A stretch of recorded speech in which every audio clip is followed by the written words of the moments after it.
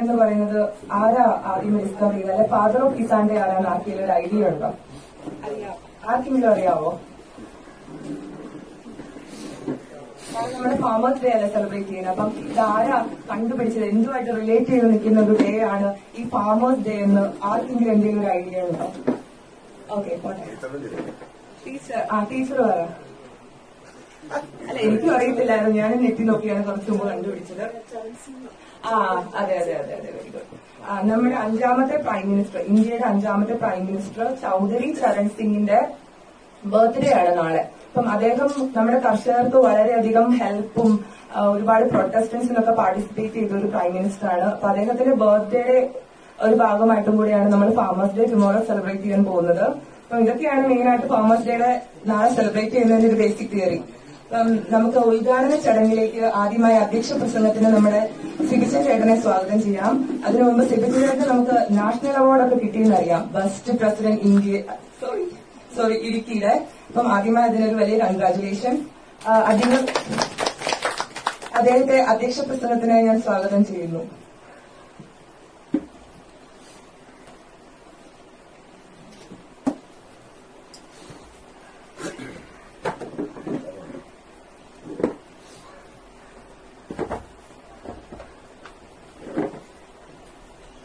എല്ലാവർക്കും എന്റെ വിനീതമായ നമസ്കാരം. നമ്മുടെ ഈ മഹത്തായ ഈ പ്രസ്ഥാനം ഉദ്ഘാടനം ചെയ്തതിനു വേണ്ടി ഇവിടെ എത്തിച്ചേർന്നിട്ടുള്ള നമ്മുടെ രാജേന്ദ്രൻ നായരെയും അതുല്യ ബാബു എന്നറിയപ്പെടുന്ന രാജേന്ദ്രൻ നായരെയും, അതുപോലെ തന്നെ ഈ കർഷക വൃത്തി കൊണ്ട് മാത്രം ഇതേവരെ ജീവിച്ച് ഇവിടം വരെ എത്തി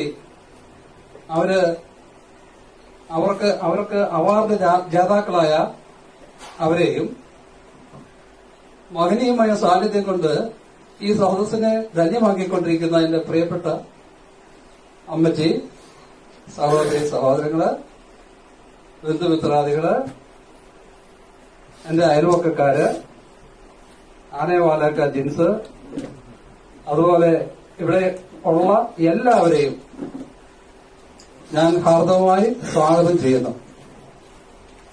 1957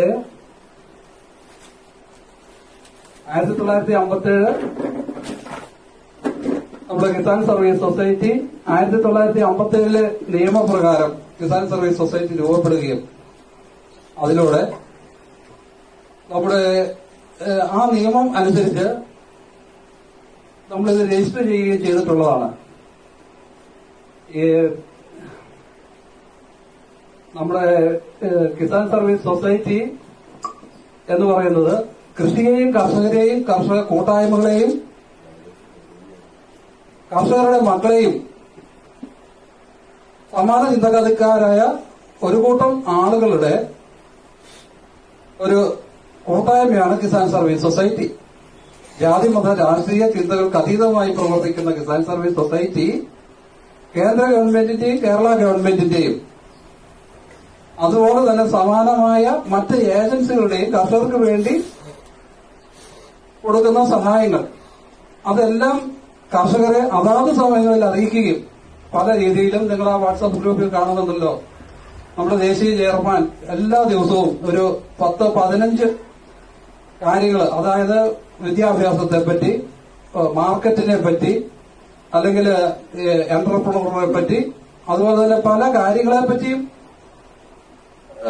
മെസ്സേജ് ഇടുന്നത് നിങ്ങൾ എപ്പോഴും കാണുന്നതാണ്. അതുപോലെ കർഷകർക്ക് വേണ്ടിയും കർഷകരുടെ മക്കൾക്ക് വേണ്ടിയും ഉള്ള എല്ലാവിധ സഹായങ്ങളെയും നമ്മുടെ ഈ നാട്ടിലുള്ള കർഷകരിലേക്ക് എത്തിക്കുക, അവരെക്കൊണ്ട് അത് പ്രാപ്തമാക്കി എടുപ്പിക്കുക എന്നതാണ് നമ്മുടെ പ്രധാനമായ ലക്ഷ്യം.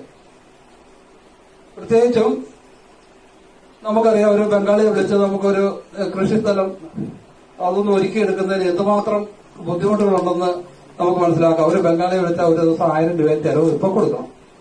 അതേസമയത്ത് നമ്മൾ ഒരേക്കർ സ്ഥലം ഒരു ദിവസം കൊണ്ട് കിളച്ച് മറിച്ച് അത് കപ്പ ഇടാനുള്ള രൂപത്തിൽ തടമൊക്കെ എടുത്ത് കപ്പയിട്ട് എടുക്കുന്നതിന് ഭാഗമായ ഒരു ടില്ലർ നമ്മളിവിടെ ഇവിടെ കരിമോളത്ത് മേടിച്ചു കൊടുത്തിട്ടുണ്ട്. 2 ടില്ലർ വാങ്ങിച്ചെടുത്തിരുന്നത് ബിൽഡിംഗായിട്ട് ജോവാനും ഒന്ന് നമ്മുടെ ജോൺ ഫിലിപ്പോസിനും.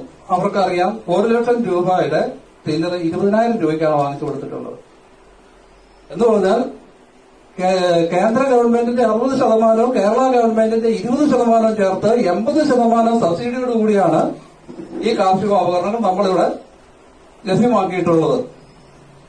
അത് നമുക്ക് അറിയാം, നമുക്ക് ഏതെങ്കിലും ഒരു തൂമ്പ 2 തൈയ് ഇവിടെ കൃഷി ഓഫീസിലോ പഞ്ചായത്തിലോ വല്ലതും കിട്ടുമെന്ന് അറിയും. ഉടനെ കുറെ പേര് എല്ലാവരുടെ അങ്ങ് ചെല്ലും, അത് തല്ലിപ്പൊളിച്ച് 1-2 തൂമ്പയൊക്കെ കിട്ടും. അതാണ് നമുക്ക് ആകെപ്പാടെ കൃഷി സഹായം എന്ന് പറഞ്ഞ് കിട്ടുന്നത്.